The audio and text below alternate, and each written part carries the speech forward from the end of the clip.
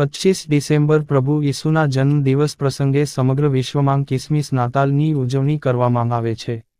ડભોઈ શહેર Nilkanth park society માંગ વસતા ખ્રિસ્તી સમાજ દ્વારા પ્રભુ ઈસુના જન્મદિવસની ધાર્મિક રીતે ધામધૂમથી ઉજવણી કરવામાં આવી હતી.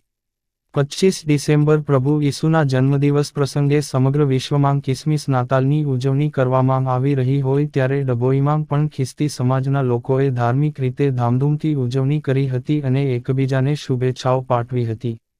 ડભોઈમાં વસતા ખ્રિસ્તી સમાજના ભાઈ બહેનોએ 25 ડિસેમ્બરના રોજ પ્રભુ ઈસુના જન્મ પ્રસંગે સમગ્ર વિશ્વમાં ઉજવાઈ રહેતા ક્રિસમસ નાતાલ પર્વની ઉજવણી કરવામાં આવી રહી છે ત્યારે ડભોઈ શહેરમાં રહેતા ખ્રિસ્તી પરિવારો દ્વારા પણ સાન્તાક્લોઝ બની પોતાના રહેઠાણ વિસ્તારોમાં લાઇટ ડેકોરેશન રોશની કરી ધૂમપૂર્વક ઉજવણી કરવામાં આવી હતી અને એકબીજાને મીઠાઈ ખવડાવીને જન્મદિવસની શુભેચ્છાઓ પાઠવી હતી.